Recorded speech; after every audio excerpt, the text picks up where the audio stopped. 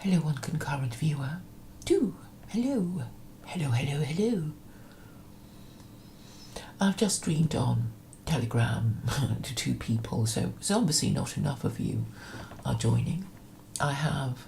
How many more days do I have in Facebook jail? I'm on Gab, but nobody wants to interact with, well, anybody there. But Telegram is fun because what you have is basically your own fan club, I guess. And you can schedule streams, but they're not recorded. So I hope those of you who like my sort of thing will join and interact with me. It's a more personal and intimate form of interaction, and I try to keep up standards. But really, I guess I'm just using it as Facebook, and then, you know, the great thing is that you don't get disabled from commenting for saying hardly anything at all. So what have I been doing today? Well, I've been interacting with a number of people, and what has come up? I'll just tell you about the streams that I have seen. The most recent one was T-Jump and this Muslim from Malaysia. And he's not bad, he's 40 years old. The comments in modern day debate are, you know, predictably unfriendly and scathing and saying, oh, he's so stupid, and talking to a cabbage. But I thought he made quite cogent points, and was just sort of more sympathetic. Maybe I am now biased towards Islam. I don't know. But you know, obviously, if I'm promoting secular Quranism, I'm, you know, showing an inclination, a bias towards it, and it's inevitable because, well, you know, if you are supporting a certain set of laws, then you know, it's only natural that you want to use the other thing that would make it more likely to succeed, and it would be belief in God. But it would, to protect everybody's rights, you know, the laws would have to be followed, you know, and its wording respected. And this is what I intend to do, and then that's why I feel, you know, really quite confident that I will do it properly, because I respect the meaning of words. I don't, you know, throw things out just because I don't like it, and I think on the whole I'm quite fair, quite impartial, with the ability to take a step back and see it from a God's eye view, right? So I like to think that I am better at these things than other people, and I'm saying that this is one of the good things about me, that I am able to be impartial and judicious and detached, and able to respect the principles of natural justice and free speech.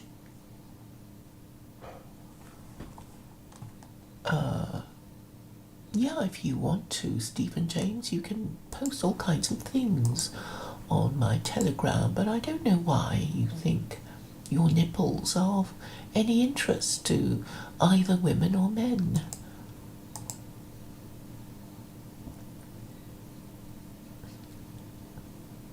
I mean, I got into trouble with Facebook about some nudity.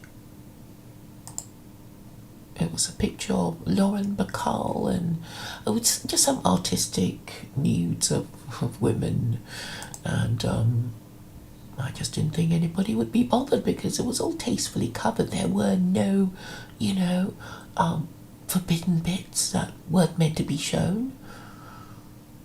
Although Lauren Bacall was naked, but you know, there were no, there were no naughty bits. It was all just sort of arms and back and naughty looks, but not much else.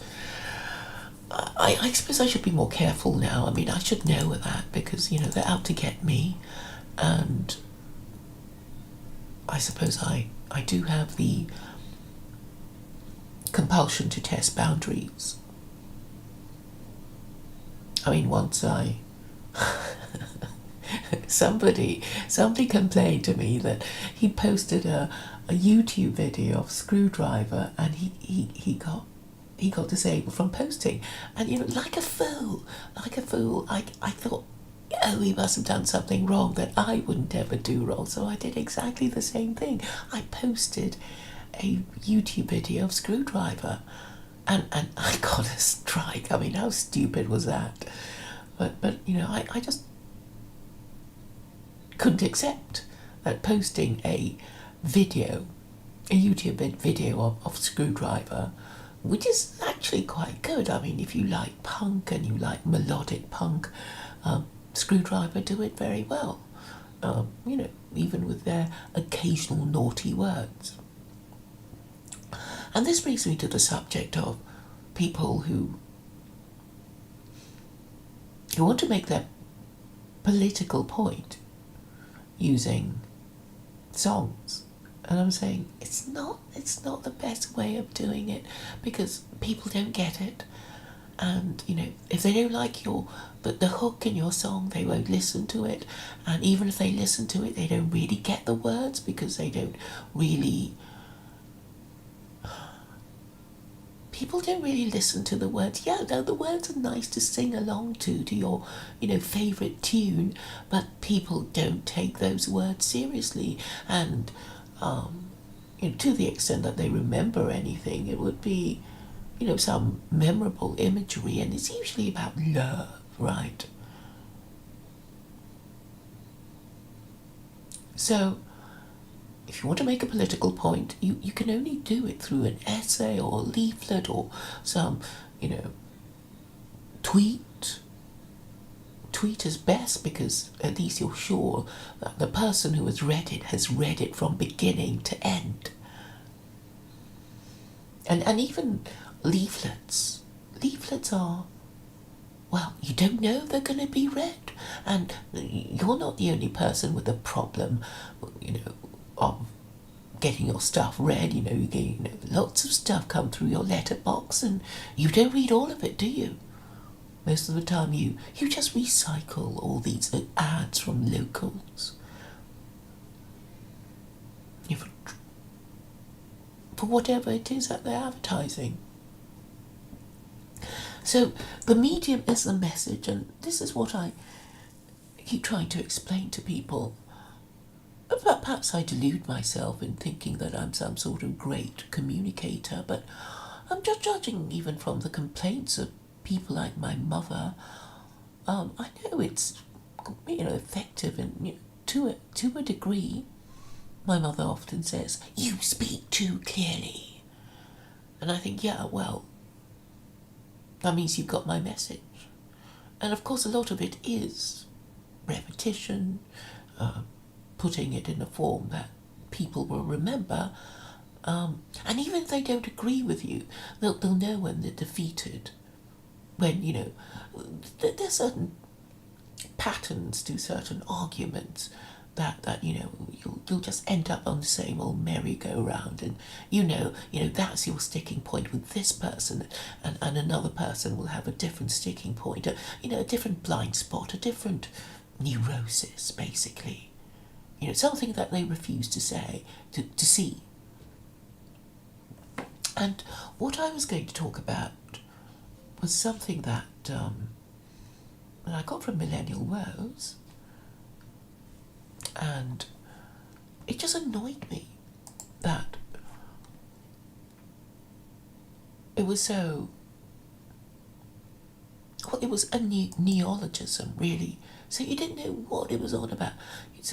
So he begins, "I have just read Academic Agent's excellent essay, Boomer Truth Regime versus Nuremberg Moral Paradigm, Bernays Truth Regime."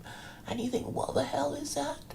But yes, there is a hyperlink, and you click it, and then you realise academic agent expects you to pay to read his blog on Substack. And you think, why would I? Why would I want to pay to read your political opinion, which I don't agree with?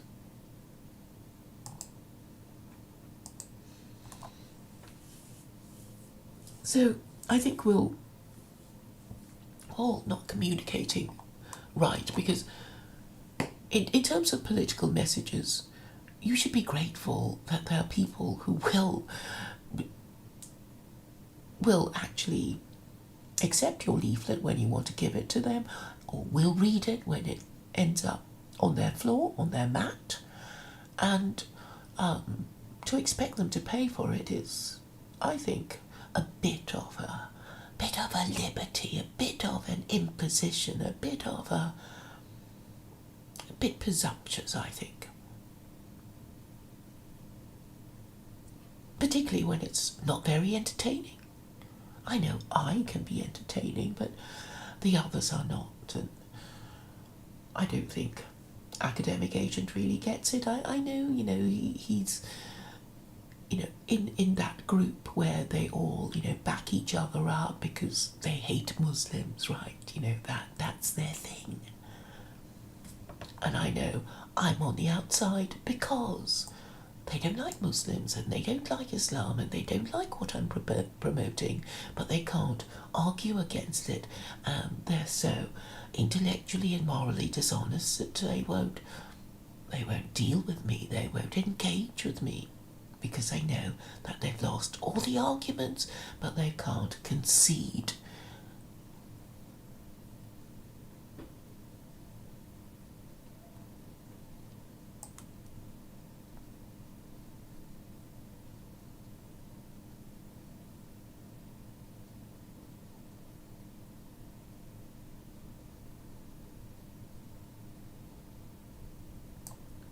Right. Oh, and poor Stephen James has had a strike. Yes, did I mention that yet about his nipples? So let me go to that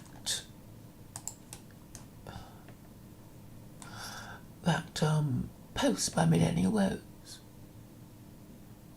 So it's really about nothing. I mean, what is it about? Do any it's like Boomer Truth Regime. I thought it was one of Daniel Sienkiewicz's, little ideas. He loves to make up, long words that he likes to use to make him sound so intellectual, and it's just annoying. It's like, I bet you can explain it using very simple words, but you want to use, some weird stuff to show how clever and specialised you are. So what is this Boomer Truth Regime thing? And what has Bernays got to do with it?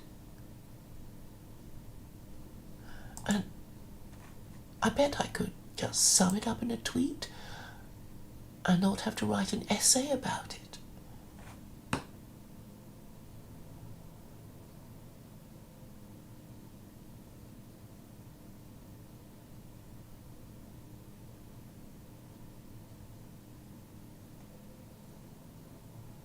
Am I white if I'm Iranian? Well, okay, this is a question I don't mind talking about. Because if you're being racist, you really are going by the colour of your skin. But then it's like, within the people of the right colour of your skin, the right colour of skin, you don't like them for particular reasons. So, a good example would be Ireland. The Ulstermen and the Irishmen, right? They don't like each other, but they look the same to other people who are not, part of their battle. And then you ask them, well, how can you tell the difference? You seem to have, the same names, and and they say things like, oh, you can tell, it's like, it depends, Londonderry, if you're talking to an Ulsterman, if they say Londonderry, and and then the Irishman will say Derry, and they're little clues, and then the Irish, well, an Irishman might say, you can tell just from the expression whether they're Ulsterman or not. But this would be too subtle for the rest of us to be able to tell, right? So it's not really race in the end, because if you say, oh, I only like white people, and then you kick out all the non-whites, and it's like, yeah, but within white people there are people that I don't like and I want to get rid of them too. So ultimately, even for races, it's not about race.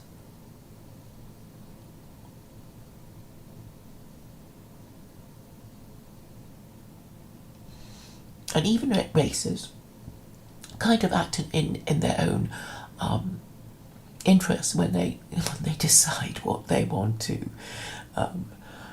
who they want to discriminate against. So you may have heard of UKIP members getting into trouble about hiring Poles. It's like, yeah, they're supposed to not like immigrants, and they're supposed to not distinguish between white and non-white immigrants, and when push comes to shove, they're gonna have their house decorated, or their boilers fixed by the cheapest, best price labour from whichever country that is cheapest and best. And I know BNP people who say, well, I wouldn't trust my laundry to a non-Asian laundromat, or when they do repairs and stuff. So in the end, even races, even out and out races, have their limits. It's like, well, I'm not gonna, hurt myself to follow my own racial policies through. And quite a lot of things are racially divided now. It's like, there was a time when, I know people don't really buy DVDs now, but there was a time when they did, and it's like, yeah, but that person who gives you the pirate DVD, they've got to be Chinese, or they're not the real thing. Because after a while you just associate corner shops with being Asian if they're not Tesco or Sainsbury's, right? And it's just not right. And then you might go to an Indian restaurant, and you want the waiters to be brown, right? If they're white, you think, who the hell are you? What are you doing here? Then you go to a Chinese restaurant, you don't want the waiters to be brown or white or anything but Chinese, right?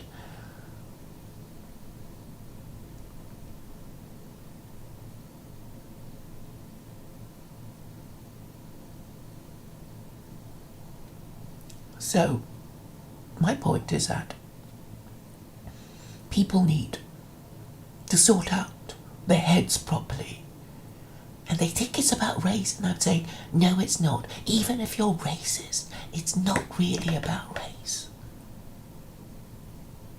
What do you feel is a sense of injustice, of the people who shouldn't be treated better than you being treated better than you. I mean, otherwise, why do races go to all kinds of country in which they will be the minority? They might even go to Africa, and you think, well, they're not supposed to like black people, but why do they go to Africa, or Japan, or China, or anywhere else that whose racial composition is not their own? And it's because they feel better treated there, and that's a problem. That is the solution. So if you were to ask an American which country, whether they would prefer to live in the North or South before the American Civil War, what will they say? I think they'll say, I want to live in the South, right? Because I'll have all those slaves, and I'll feel so nice. I'll feel so good and superior and white supremacist if I go to where there's actually quite few of people like me, but the few people who are like me will own slaves, and that would be great. So it's all a matter of status. So acknowledge that and stop moaning about race. You'd be okay in an all-black country, provided they treated you right and treated you like a king. You'd be fine.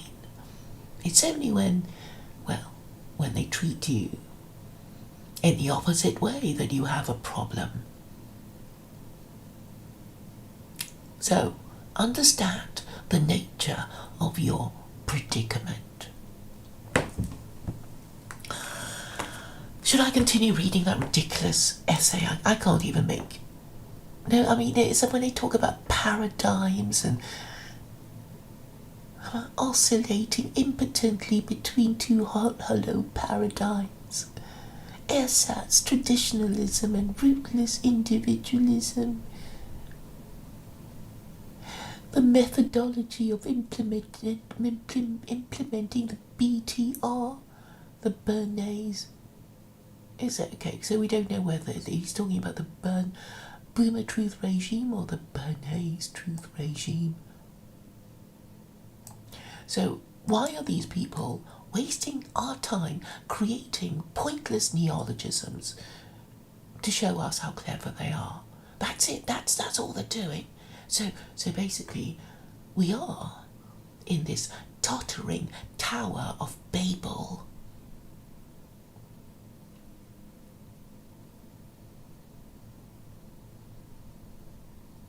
Oh, tottering away.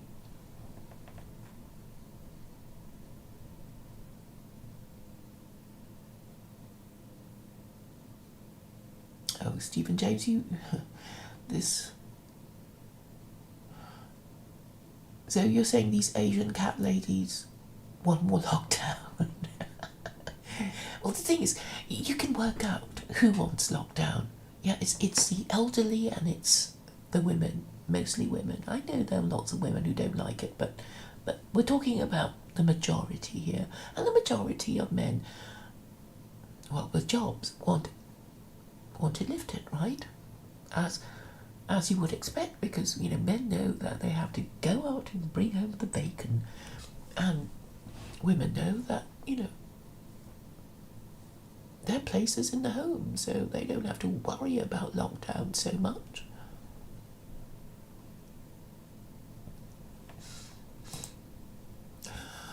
I think I may have a few more things to say. Oh yeah, I was listening to a few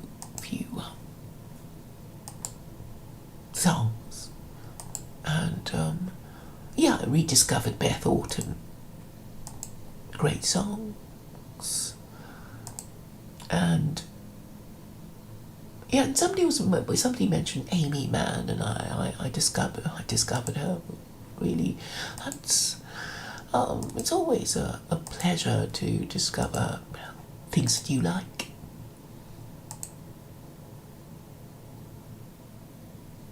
And I was going to link this to... Oh yes, I'm going to link this to women. Dinah X was saying, oh, why do you blame us Western women for everything? And what I don't want is for Western women to think I hate them or something. And I just say, look, my best friends are Western women. I don't hate anyone. And I guess before, people were saying, I really hate the West, or that's not fair. That's not fair. I am really trying to help. And I see that you're in trouble, and, if you just think of me as a kindly psychiatric nurse trying to give you the will to live and nurse you back to good mental health And I know you're all troubled and mentally ill and, having your issues that you can't face in your personal life and, the nature of your predicament. I understand. I can imagine how painful it must be to be in your position, when you used to think so highly of yourselves, and now it's all just going south. And I want you to understand that the Chinese went through the same thing last century. After thousands of years with their imperial dynasties, it came to an end last century. But the good news is that both the Orient and the Occidental have given up on their monarchy. And you have to understand that Christianity was the moral system used to prop up monarchy. That was what it was ever used for by Constantine the Great. And then the bargain continued between the Catholic Church and European monarchs. And this was fine until, well, the American Revolution and the French Revolution and the Russian Revolution, which were all rejections of Christianity and monarchy. I know you didn't learn your history like this, but that's how it is.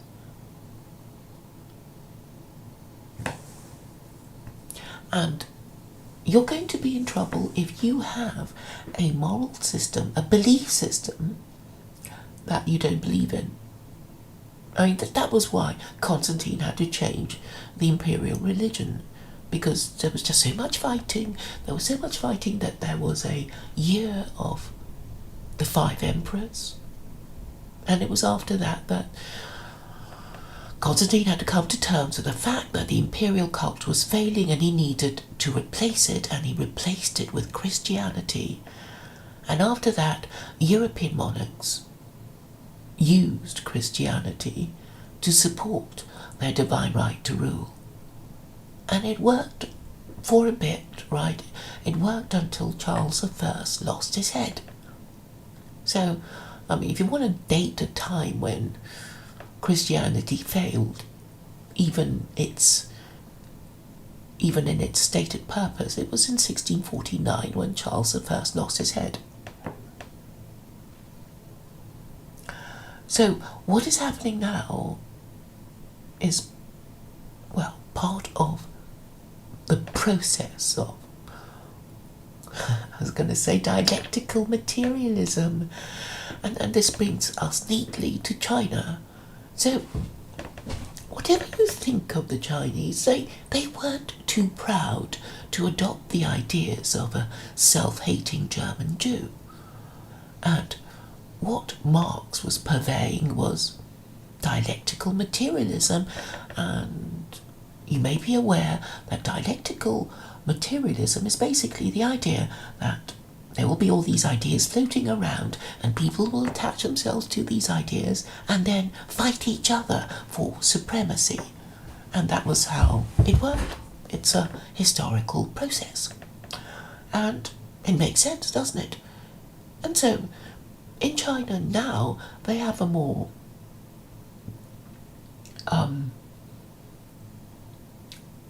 believable belief system than the West does. So you may well say, well, there's nothing to dialectical materialism, it's obvious in it.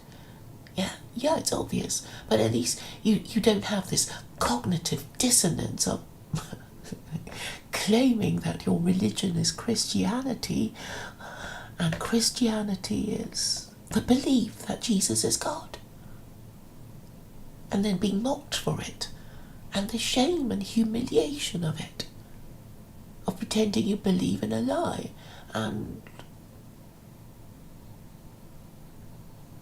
Or if not Christianity, then you have to pretend that you believe in liberalism, and you don't anymore, do you? And if you don't believe in liberalism, then you're supposed to believe in something called wokeism. And it's like, well, where did it come from? What was it? Where did it come? What did it come from? A book? Was it some sort of divine revelation or what? It's none of those things. It's just some shit they made up, right? It's just some shit they made up, and you can't stop it. You can't organise yourselves against it. Because your moral system is broken. You are suffering from an immunodeficiency. And I'm not the first person to say it. Melanie Phillips was the one who said it. She said, well, I had a look at Christianity. It's a very peculiar religion.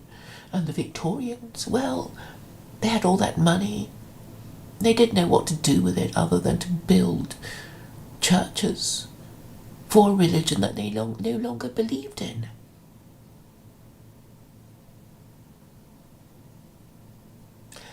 So those of you who want to blame Jews will always blame Jews, but I'm saying, it's been happening for centuries, and you just refuse to accept it, and you think you can limp along without a belief system that you believe in.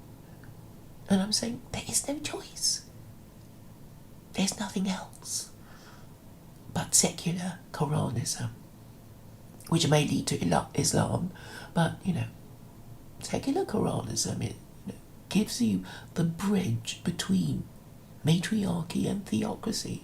And if you're scared of Islam and whatever, it's like you don't need to worry about it. It's not going to happen in your lifetime. I imagine that if we have children, the children will think, well, doesn't sound too bad to us, this Islam thing. And if it's going to be the mainstream thing, well, we better, get with the mainstream to assist us in our career. But, for those of us who are not going to be around for that much longer, it's no big deal, is it?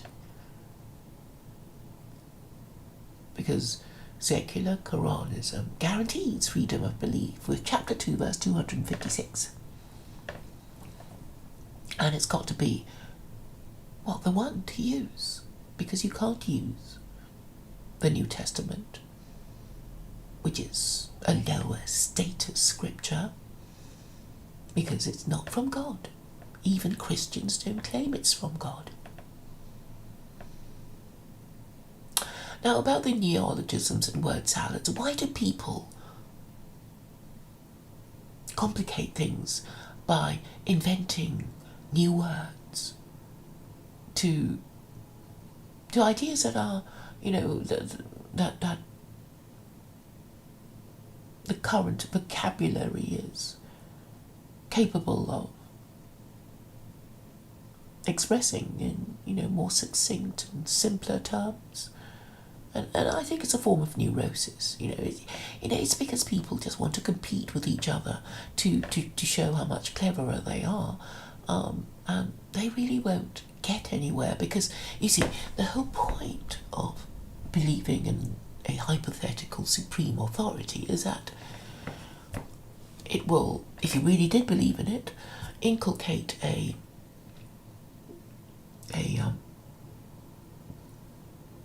sense of humility, and once you have the requisite humility, you will be able to admit your mistakes sooner rather than later. And that is what really turbocharges a theocracy. It's the ability to rely on certain agreed rules that are regarded as eternal and universal, and basically be guided by those principles, and it becomes your theory of everything. And I'm fine with that, because it works. It makes sense from a sociological, psychological, historical viewpoint, and also from a God is your theory of everything viewpoint.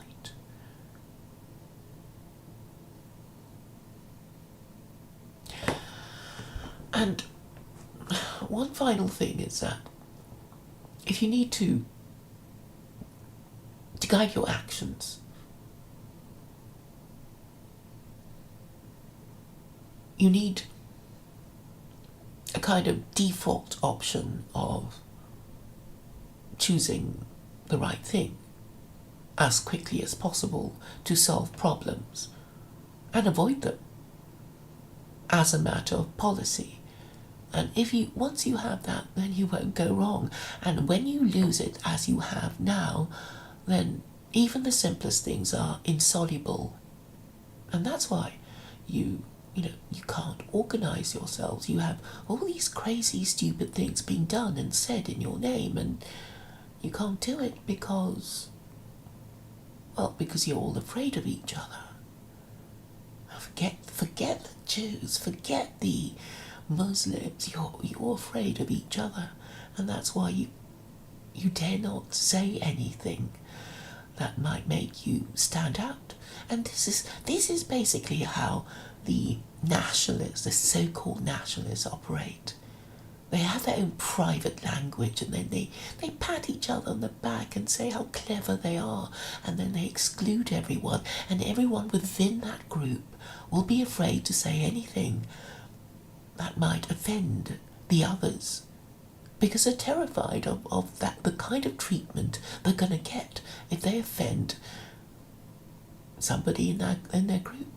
And that's why they can't think independently, and that's why they can't arrive at obvious solutions the way I can.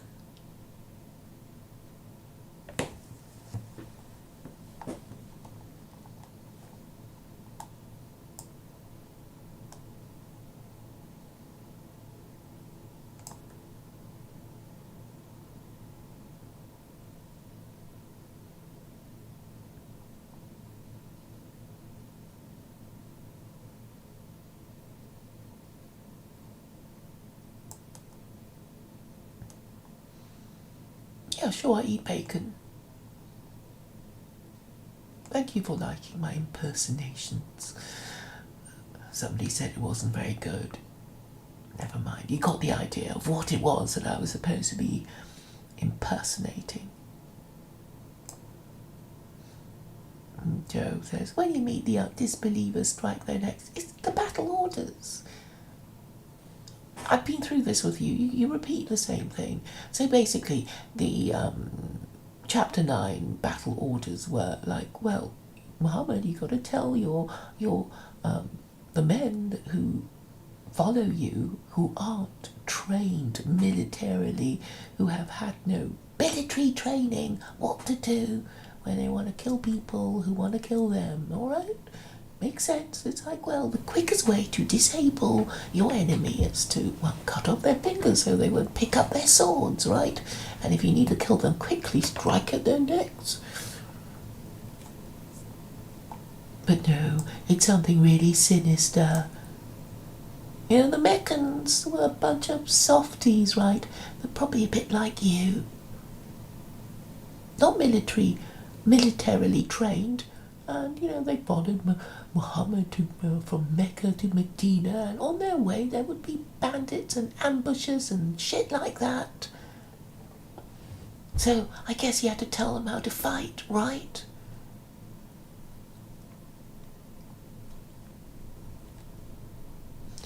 Stephen James, Claire, what would you do if you were a dude and a married lady groped your junk in front but out of... Okay, I mean, I know what women are supposed to do. So, I don't know, some hand, it's sort of wandering all over your lap, then, I guess you have to, remove the hand, right? Or, I don't know, spill something on it?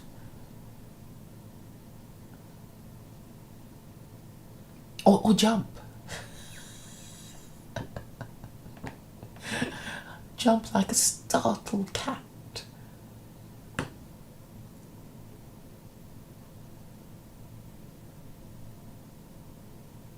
I mean, should there be a difference in men and women? It's like, yeah, you have to remove the hand.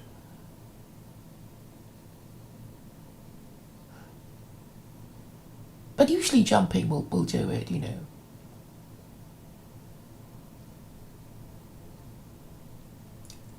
Because, okay, for women, they get pinched on the bottom and they jump. The surprise of it. Men do too, actually. If you pinch their bottoms, they jump. And it's like, well, if they jump, they're showing that they don't like it, so you won't do it again.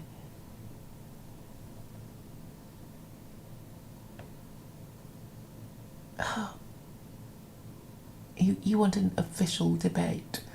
All right. We can talk about that later.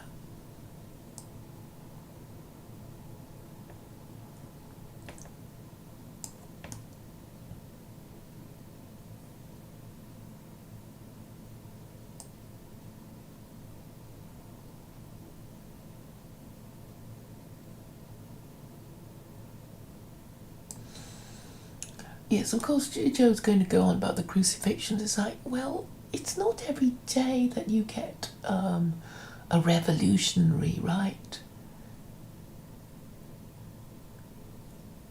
We're talking about, Wat Tyler and,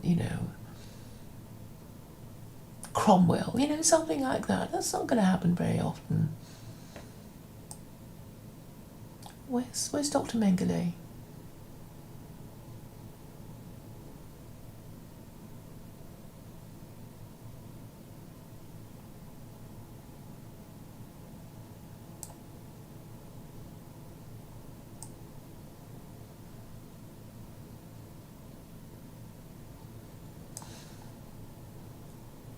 Yes, Joe, I know you're going to go on about the jizya, but the thing is, a jizya is an imperial war, and you're not going to wage an imperial war unless you're ready for it, right? It's a war party is not that easy to organise. Wars are expensive, and you have to incentivize, people to, organise it properly, and then you have to have rules about who's going to get what, and the division of the spoils. There's a chapter about that. So war will be conducted in a quite different way. No usury, because we know that war is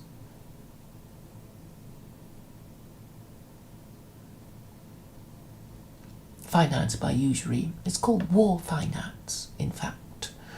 And that might explain why Cromwell invited the Jews back, because he needed to pay for those wars. He was over in Ireland an awful lot, wasn't he?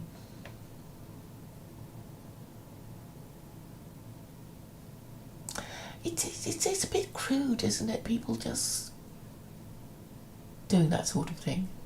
It's just very crude.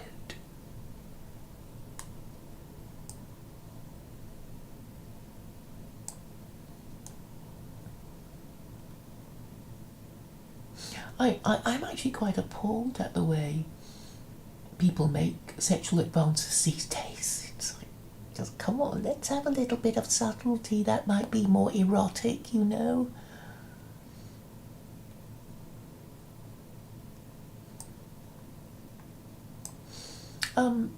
there's some verse about all these sort of Meccans who didn't really want to leave Mecca and didn't really want to fight and were a little bit scared.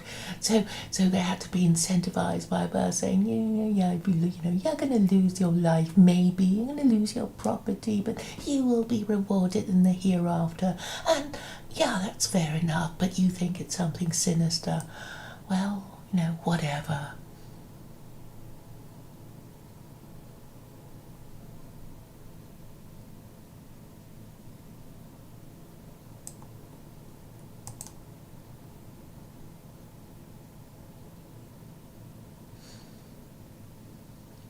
So Dr. Mengele has been...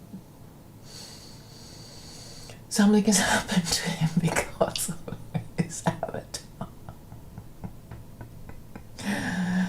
I knew it had to go one of these days.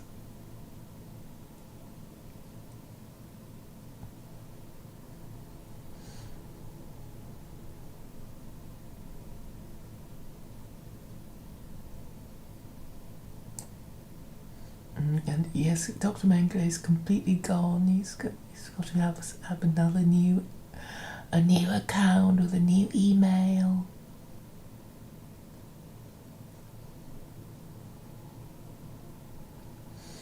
Look, Joe, we're already under liberal hegemony, right? You must remember Francis Fukuyama wrote a book called The End of History, and he was basically saying, well, we already rule the world. The end of history is here because liberal democracy rules the world.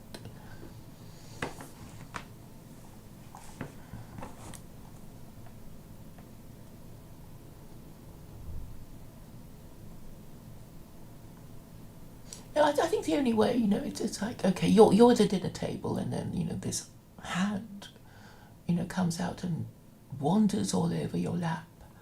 Well, that's, just remove the hand, right?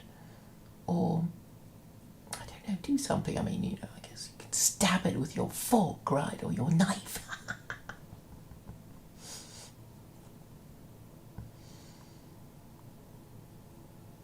But no, it's just not acceptable. People just, hands wandering onto your genitalia.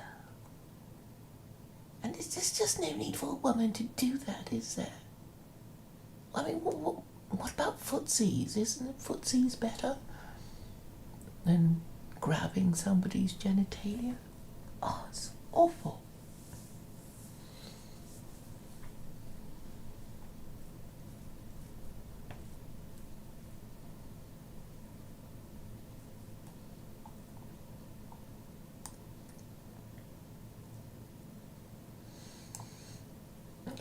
I don't really want to crucify anyone, Joe. I mean, I'm just saying, that's what the Quran says. If you have a revolutionary, a rebel who's going to overthrow your government with violence, then, he's got to be dealt with. And obviously, crucifying them, there is the option of forgiving them. You have to say, well, you better stop, or, you really might have to be crucified, and there's going to be some little thing that they have to. What was it? Let's have a look.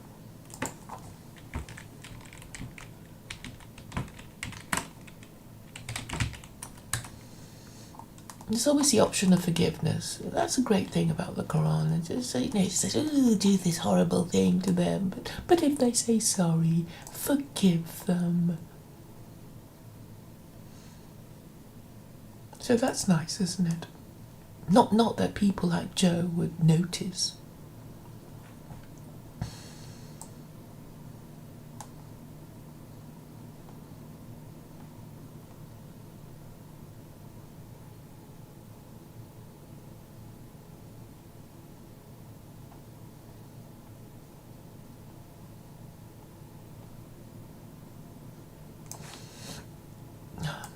Wrong article.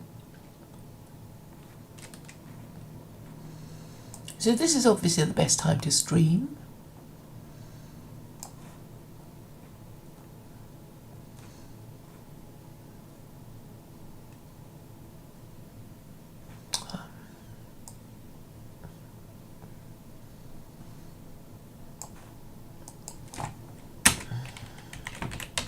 Too many Jesus references, so I'll refine the search a little bit.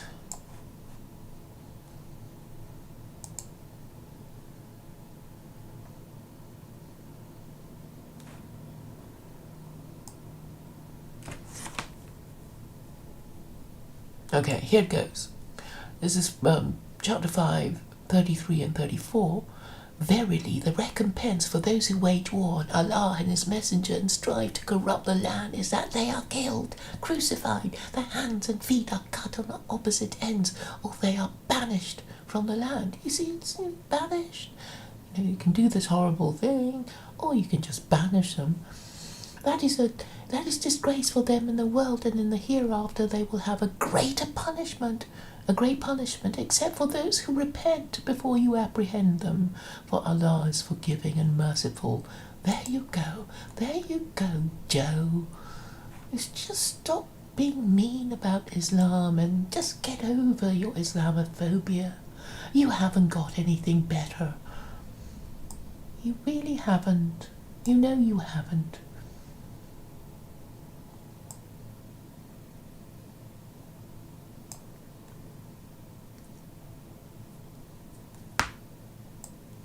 Now, jizya would work in this way under secular Quranism, and it is this: it's a conditional tribute, so it would be a percentage of the GDP of the conquered country,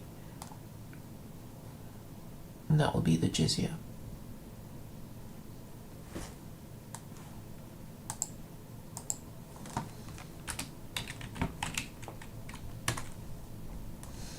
I'll look it up, in case I've messed up some little nuance of interpretation.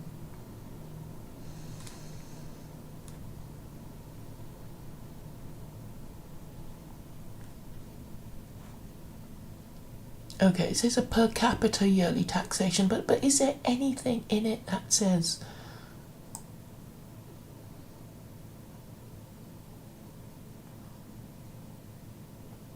does it have to be per capita? Obviously it would have to be based on the population, and it has to be taxpayers.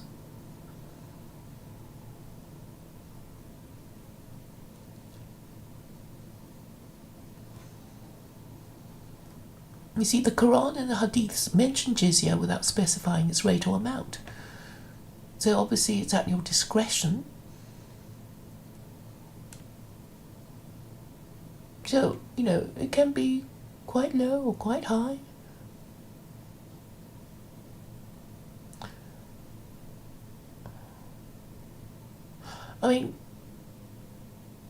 What would happen? Okay, this is a way of doing it. You can say, okay, I've conquered your country, and you're going to pay me jizya, and this is how I propose to do it. You have to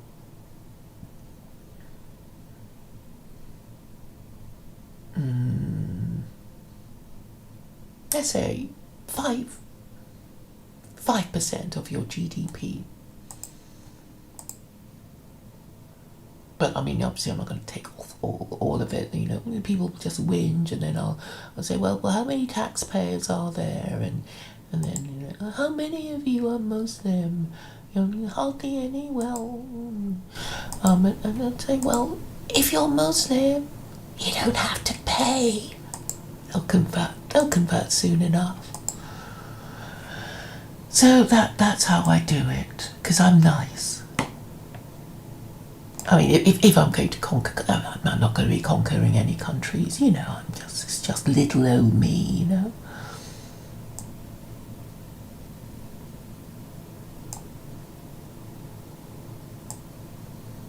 Joe's just hysterical again. He just assumes the worst because he's an Islamophobe.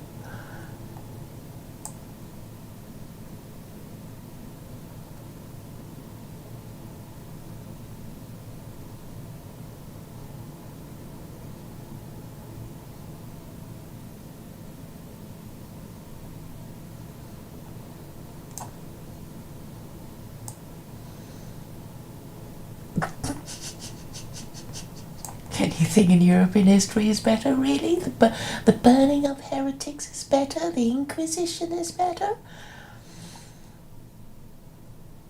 A cat o' nine tails is better?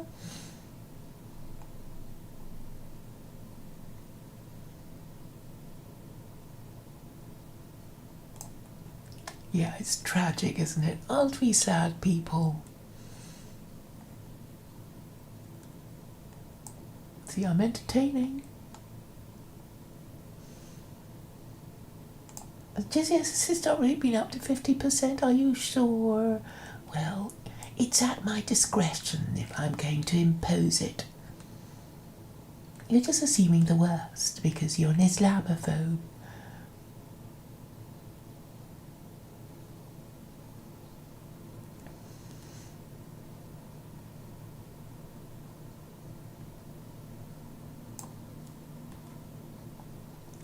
So I'm known on both sides of the Atlantic and down under too. Some people call me an internet celebrity. And nationalists are afraid of little old me because of my detestable idea of secular Quranism. All right. I have to go.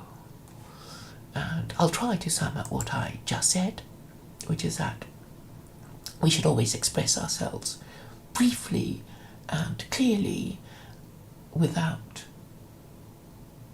using new words. Or if you want to use a new word, you have to use it in a way that kind of suggests itself, like secular Quranism, because it just speaks for itself in this brilliant way. Like it's a theocracy, but it's secular. It's an oxymoron, and you want to ask more questions, and that's the whole idea.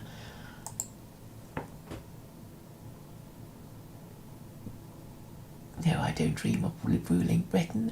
At the most, I imagine myself to be some kind of government advisor.